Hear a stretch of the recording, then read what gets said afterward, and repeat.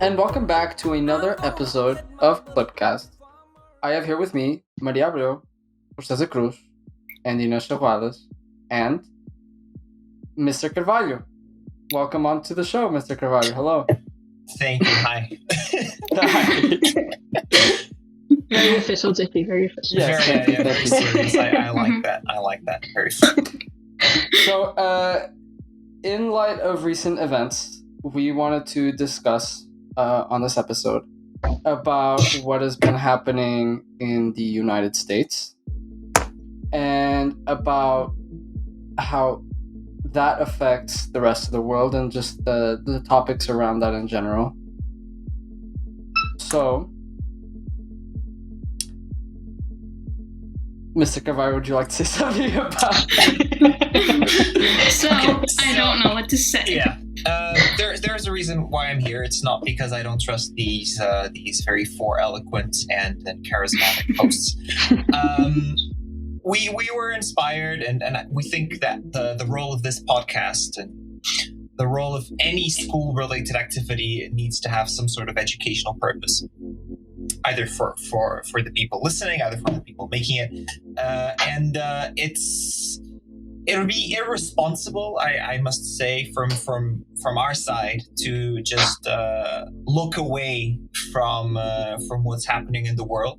Especially as the critical thinkers we like to be, and the interested people we also like to be in world issues. And I actually suggested to them that we took the time and that we took this opportunity and that we used this platform as an opportunity to discuss without any agenda, without any political bias, without anything. Just an honest conversation and hopefully an insightful one, and hopefully as well an entertaining one, about the state of democracy and the very, very pertinent and increasingly close threats that what we once took for granted, and the five of us are not particularly old.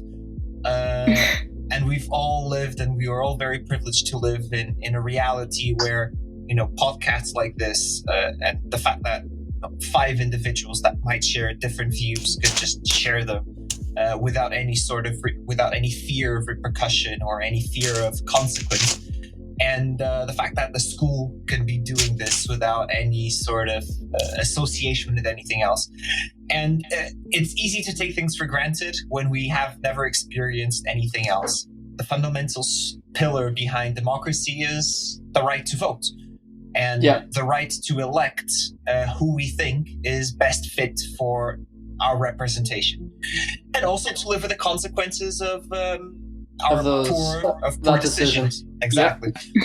It's about speaking about what democracy means to us, and also to celebrate the fact that these four young individuals that don't even have the right to vote constitutionally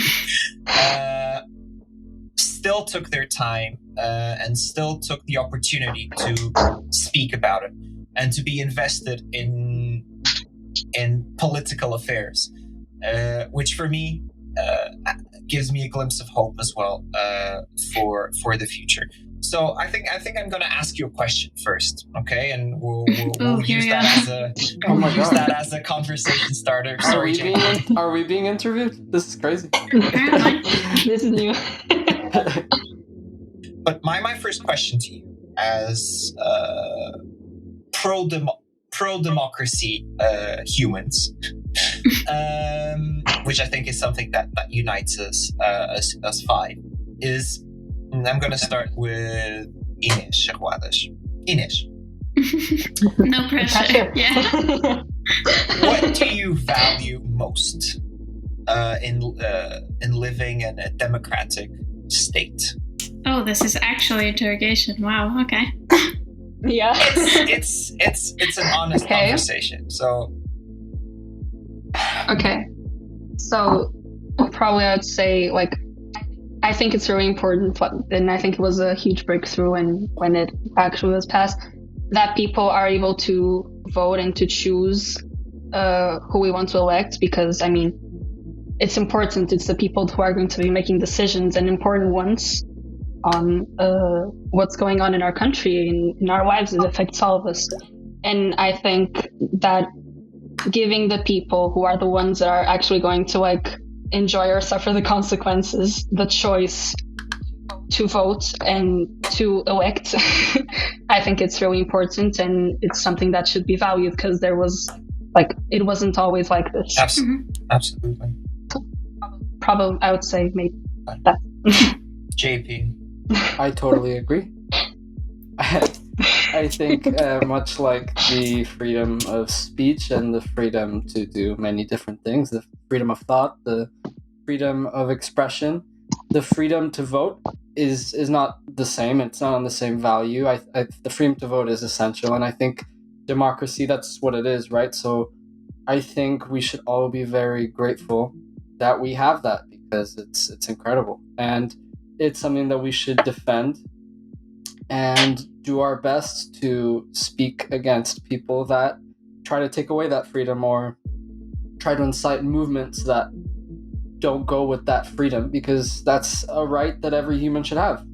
Freedom to do different things and to have a say in their life and outcome and environment. Absolutely. And Constança, do you think that democracy and politics go hand in hand, or is one the consequence of the other? Ooh. I feel like politics is very based on opinion. It's how people see the world. And I feel like politics would be a very different thing without democracy. Because that is why politics is so important, is because it gives us a voice. People choose people who they agree with and who will think more or less on the same line as them, who can represent what they feel towards an issue.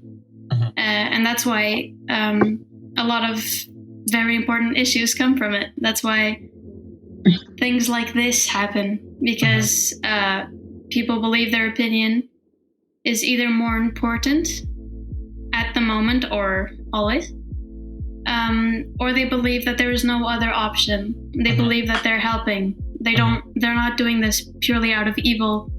They're doing what they think is best. As Clippers and as people that had the chance to travel around the world and know all of these things that we get to, like be educated in all that is happening worldwide all the time. This is like what I've noticed is a lot of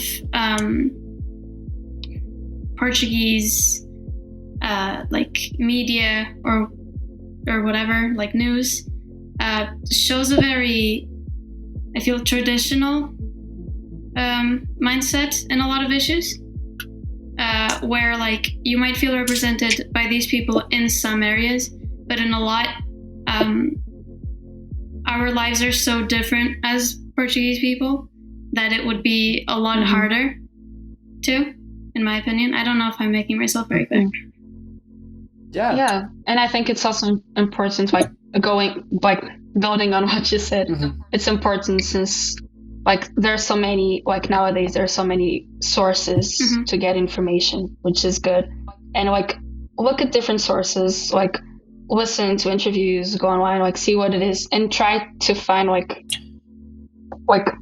what are they, like what are the people like standing up for, what they want to do, like especially for the elections, because I think sometimes it's hard to actually like make your own research, find out what is actually going to happen if they get elected, you know, what they're standing up for. And I think it's important to be informed, like, and not just make a decision based on what you hear like from one source or only like from the people around you, and like do critical thinking and actually like find like who you really want to support. I don't know if I'm explaining myself well. I mean, this is reminding me of another topic. What do you think? what do you think are like the pros and cons, or what's more beneficial? A decentralized, like System. government, or something more like the U.S. has, which has the power more focused around individuals? Or I believe in accountability, and I think that's one of the biggest advantages of democracy. And I believe that as long as there are systems put in place that are strong enough, and we've been seeing that, and on a more hopeful note, in the United States as well, which is the republic comes before the politics, Yeah. And so the country, and the definition of the country comes way before any sort of political divide. Not to run away from your question.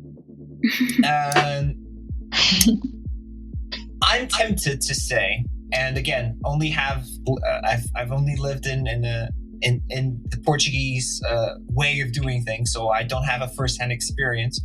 And I'm a Portuguese citizen that has the Portuguese rights and duties. So I think the more spread the power is, the more accountability.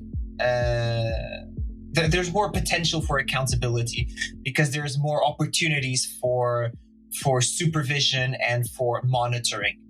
And the more divided those branches of power, and divided and isolated, and the less corruption, which is what we're on about here, and the less corruptible things are, I think the stronger the system becomes. Yeah, I really agree with that. I mean, like it goes along with that principle of more brains. The more people, the smarter the decisions might be, as you have more different opinions, different perspectives. And these people are all elected based on the opinions of the population. So I think it's very good. And like you said, it's less likely to lead to corruption, since the power isn't so concentrated on one individual that could, it's many individuals. So yeah. Now, Constança was speaking about something very, very interesting about media, right? And yes. It's a particularly dear subject to me, and I think to all of us. And the role of media, being traditional media and new media, it has a huge impact in the way we perceive our reality, and therefore it influences greatly our decisions. Now, I have a couple of questions or conversation starters relating to this issue. But the first one is, out of curiosity, is how do you consume, politic-based information? Where do you get your facts? Where do you get your information? Maria? I like following the New York Times and things like that, because I think for our generation, a lot of people use social media such as Instagram and all those things. And when things in this scale happen, it basically floods the algorithm. And I think it's very easy for people who don't do their research, or who are interested in researching more, to adapt the opinions of people who they follow online. Yeah. And post about those Get things. stuck on one Exactly, bias. because since they don't know. And it's faster. Yeah, and right. less censored. So, for example, you can get live video of something happen real Instantaneously. time and see it, and then see that video shown in the news. So it gets to you a lot faster. I'm assuming neither of you, sit down at 8 o'clock and tune in to watch the news. I do. All right, so I was gonna agree with what you said about the social media, and I think that the problem with social media is that fake news can prosper a lot easier between people, and social media accelerates that process and gives people a bigger voice, which is good, but and it's shared it can be bad. Really. Yeah, it's shared in a minute, or you could have so many people watching it. Yeah, I watch the news every lunch and every dinner. So, and I I think that's the main way, and usually the most accurate way to consume politic-related media. I mean, I believe the news also has some bias, depending on which news channel you're watching, of course. So I think really the best is to go to different news sources, different articles, different channels, and get an overall perspective on the topic from there. Yeah, and that's what I was trying to say before, like when Constança was talking about the media, that was exactly what I was trying to say, because since like we never know, and the more informed we are, the better we can make our own like view on a subject. And I think that's really important. Like, what should be our role, okay, as young, interested individuals in the news life cycle? So where should we intervene? Should we just be consumers? Should we also be producers, in the sense that we're also posting our ideas into social media and supporting it with facts? Or even I have a lot of friends that share things relevant facts and relevant articles on their social media as well to help get it further. Should we be going to where the news are happening and grabbing out our phone and recording things and filming them? Should we be just absolutely quiet and try to get information from just known sources? Should we deliberately search for fake information so that we can then try to disassemble it and also be, I was going to say guardians of the truth, but that sounds like a Marvel movie. So It does. You get my point, right? I think relating to all of that, I believe, first of all, people should do whatever they want. Some people, so really, some people really might not care. Other people might care a lot. But I think we should. The problem with being producers, I think being consumers, everyone is a consumer. I don't think there's anyone out there that isn't a consumer of something. I think being producers, you have to be careful, because this is what we talked about. Fake news prospers really well on social media, and if you kind of echo what you hear without doing a lot of research, or at least enough research, it can lead to negative effects. So I think if you do decide, I think you should discuss things with your friends. You should post on social media if you want, but I think you should be careful, because fake news can lead to a lot of bad things happening, and a distorted perspective of reality. And do you think there's information saturation? Yes. I think everyone, no matter who they are, should be educated on world news. But what I mean is, I don't think you should bury your head in the sand and be like, I'm not part of this, it doesn't bother me, I'm not part of the group that it affects, so I won't listen to it, I'm not part of the debate, whatever. I think everybody should be educated, and everybody should share and boost what they believe is important. I believe if you see, because there are a lot of fake news, so sharing and boosting can have negative effects. However, if everybody doesn't believe everything blindly, you see a fact, if you think it's important, go ahead and share it, but research about it first. Find out what you can and try and share what you believe is important and form your own opinions. Don't. There are some people out there that really don't want to put the effort in to educate themselves. Now, that would be okay if those people wouldn't later on spread fake news or facts that aren't, well checked. So I think if you are to go be a producer, you should educate yourself. But if not, I think you should educate how much you want. I don't think everybody is forced to be proactive on certain topics or have to do certain things. Like you said, like my group isn't affected by this, so I don't have to do anything. Mm-hmm. I think, like, according to the freedom that we were talking about in democracy, I think it's relevant that people are allowed to have the freedom to do what they want. Now, personally, I agree that people, it's better if people help others, and even if their group isn't affected, they speak out against it. But mm-hmm. I believe in the value that people can do what they want, really. So that's where I disagree with what you said. Yeah, of course. No one should be forced to do anything. Now, we've been talking a lot about the media as well, and its relevance and its influence in our decisions and what our perception of reality is, which is very, very appropriately connected with freedom of speech, right? And the fact that we're all entitled to stating and therefore sharing our view of the world, even if my neighbor doesn't agree with it. Now, the question is, and I don't think there's an easy answer to it, if there is an answer, which is, I'm the owner of a social media platform, which is therefore a media platform, which is therefore an information platform, right? Mm-hmm. Yes. I have the on-off button for each individual account, right? Yes. Mm-hmm.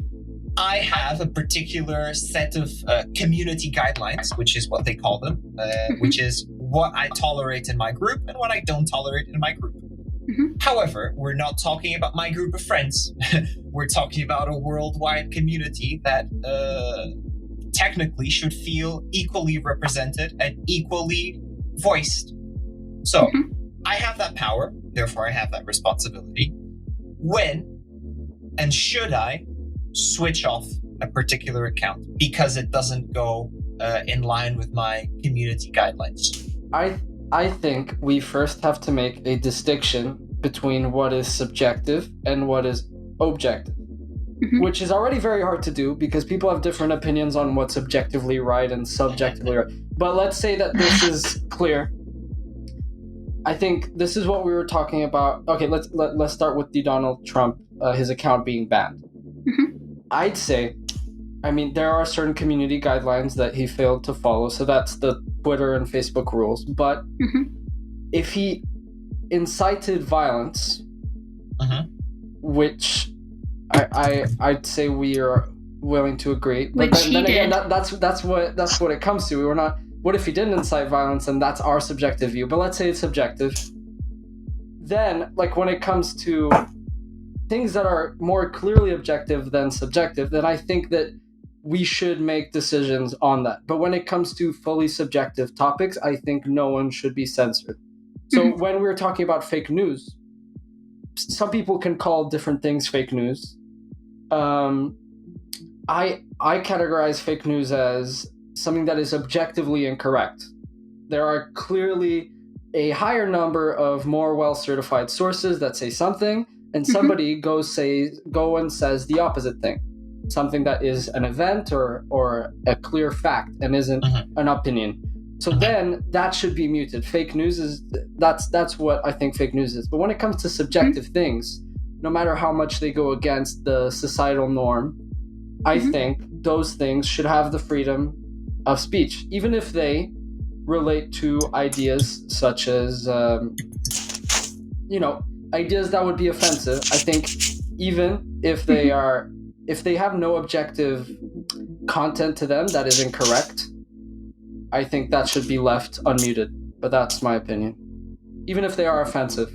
I think the case with Donald Trump is very individual because he has a lot of power and influence because he is still the president of the United States.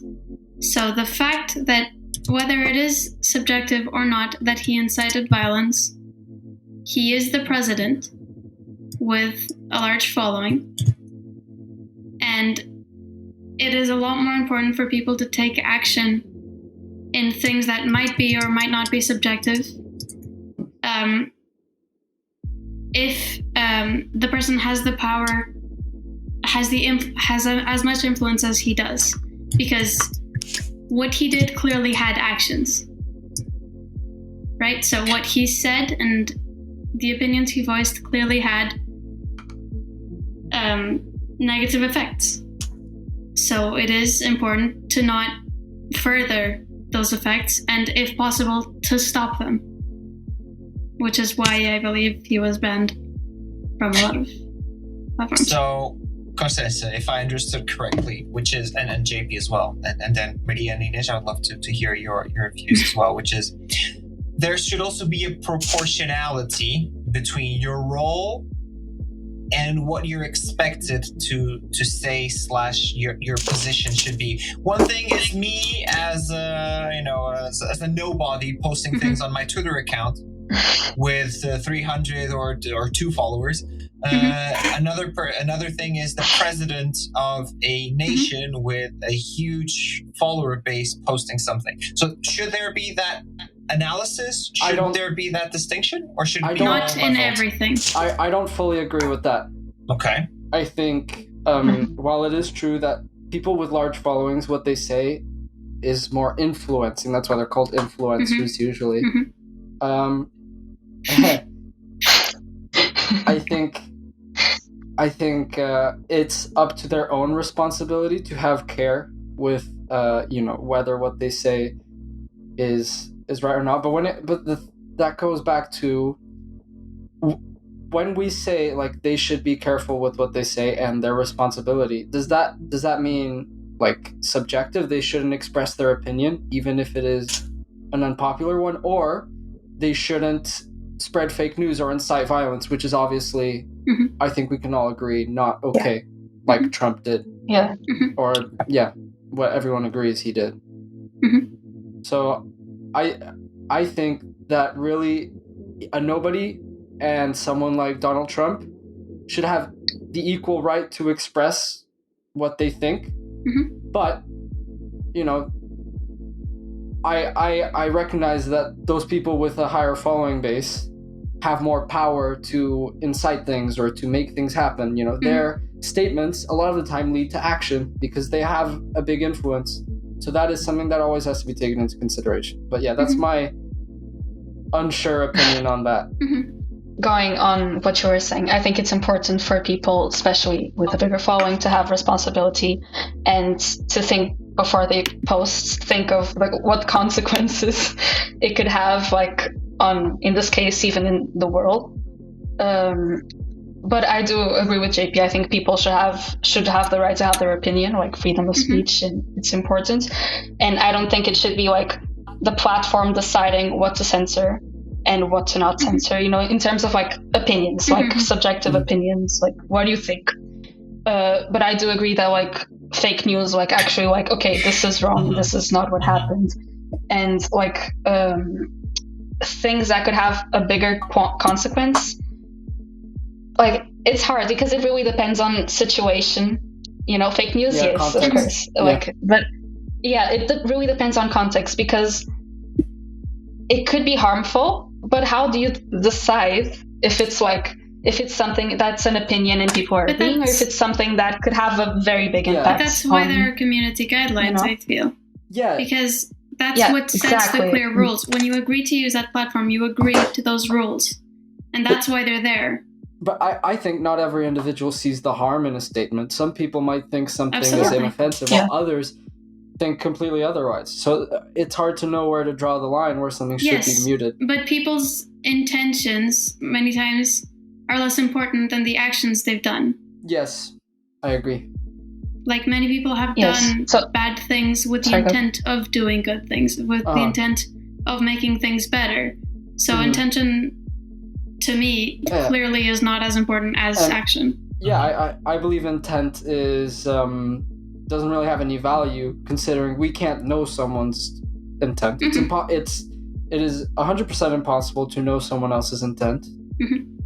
Of course. So really, the only thing you can take on is their actions. So I agree. Yeah, and I think that like also when like making the community guidelines and what the community guidelines are is important, and I think it should be reviewed like carefully as to like, of course, every platform must have some rules in a way because else it would be like crazy. But I think that it also shouldn't be if it's a place for sharing, like either your life or your opinion or anything like that. I think people should also be able to do that and to like give their opinion.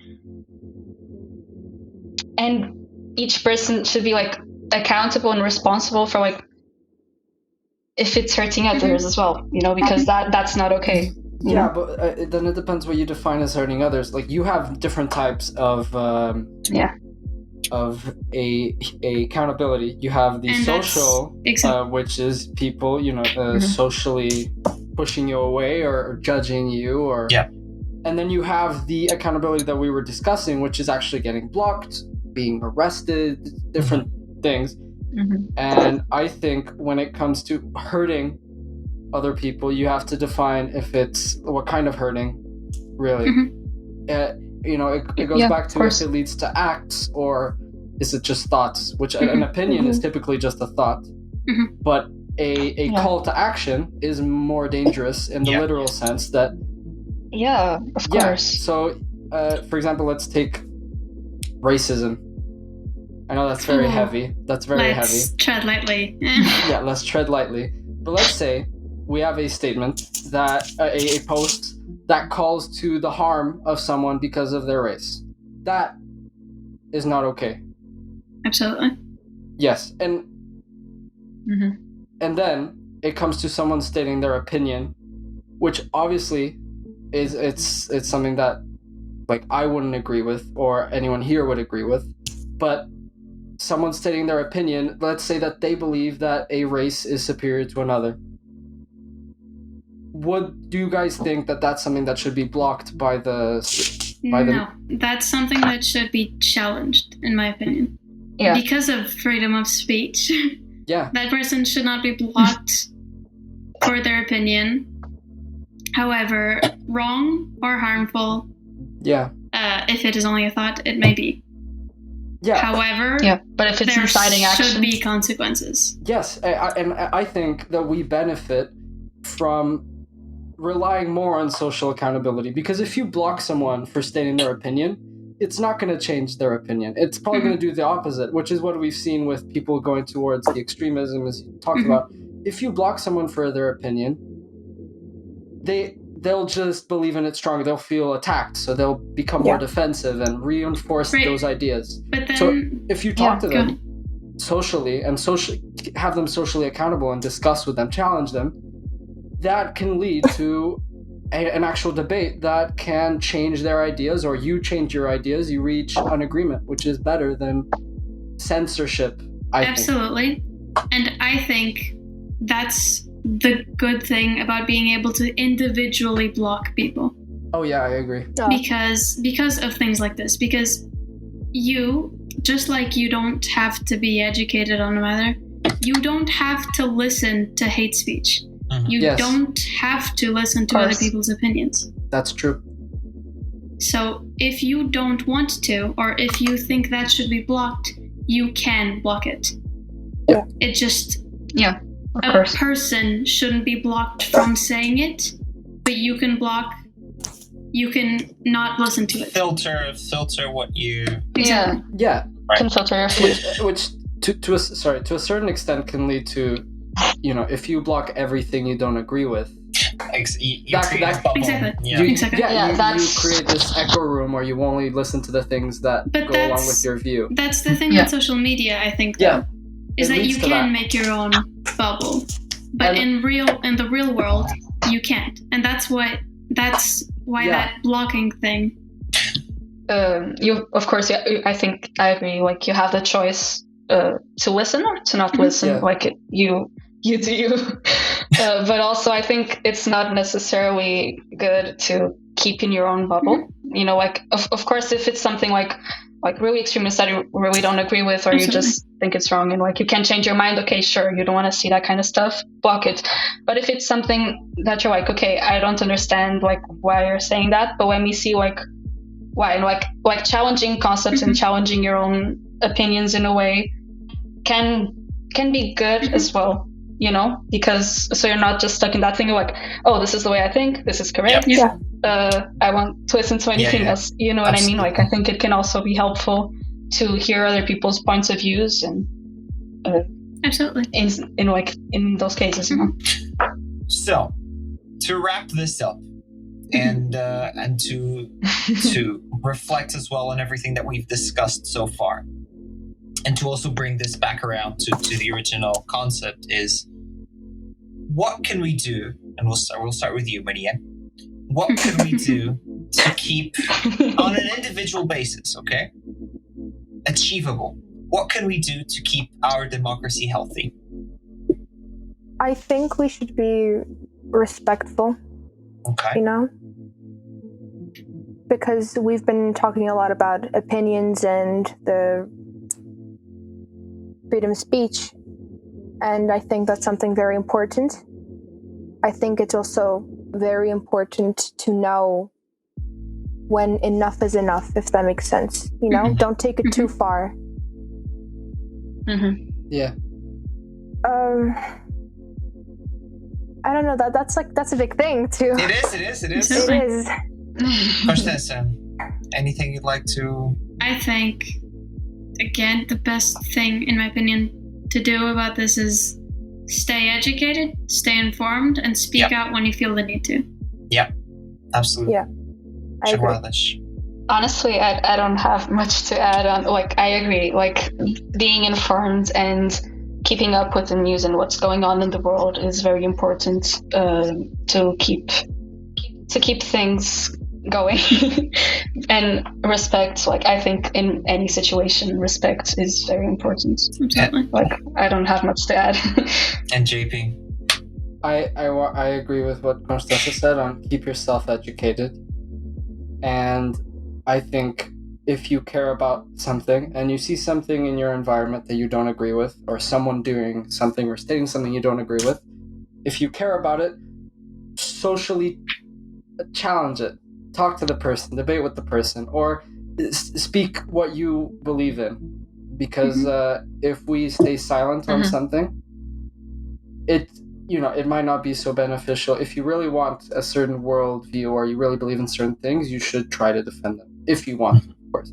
And that leads me to the little statement that I want to say, that you should, if you are above age, you should go vote on the 24th. Would you like to explain the different resources we have to vote during this time of pandemic? Look at you doing segues. Yeah. Yes, so professional. So absolutely, JP. I think the best way to keep a democracy healthy is to respect, to educate yourself, and then to culminate all of that respect, tolerance, and education into the ballot, right? It's that little X you put. Because you do need to vote, and the worst thing that you can do is to complain about a system or complain about your reality and do nothing about it. Exactly. And then when you're given the opportunity to voice your opinion, just not do it.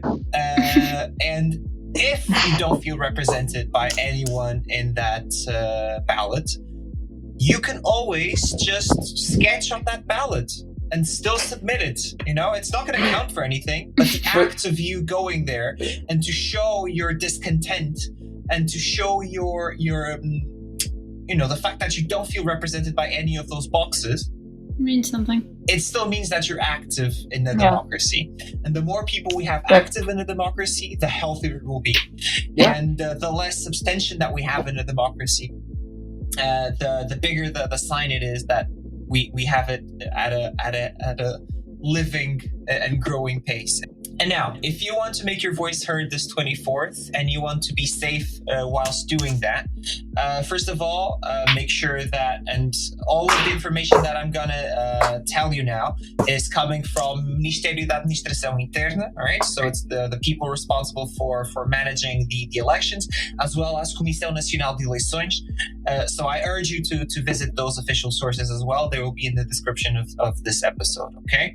Now, if you are going to vote on the 24th, please use a mask, all right? Please keep your physical distancing, and make sure you disinfect your hands when entering the your section as well as when leaving it. And if possible, please also take your own pen to do the little cross on the box rather than using the pen that is there, right? Yeah, the options are innumerable, so really there is no excuse. There is no excuse. In other words, except your own laziness, really. Go vote. Yeah. Yes, In other words, go do vote. that. There you go. There Definitely you go. do that. Now, Constança, JP, Maria, Ines, thank you so very much for taking the time. And for those of you, we're recording this on a Sunday before the week of mock exams for 11s and 12s. Amidst a busy school calendar for Constança and Ines as well. So the fact that you are taking the time to do this is, for me, the second biggest important thing to keeping a democracy healthy after voting, which is talking about things and discussing and celebrating the fact that we can do this without any fear of repercussion or any sort of constraints. Censorship. Yeah. Thank you, Mr. Carvalho, for joining us as well. Thank you been very very much. nice to Yes. discuss these things with you and have you on the podcast. Thank you very much for having me. I think I can promise our beloved audience that the next episode will hopefully be a little bit more lighter. a little bit more than the previous episodes. JP, bless us with your goodbyes. I hope you all have a great rest of your month and good. Have fun voting. Go vote. Have fun. Do it. Express yourself. Okay, I'm gonna stop recording now.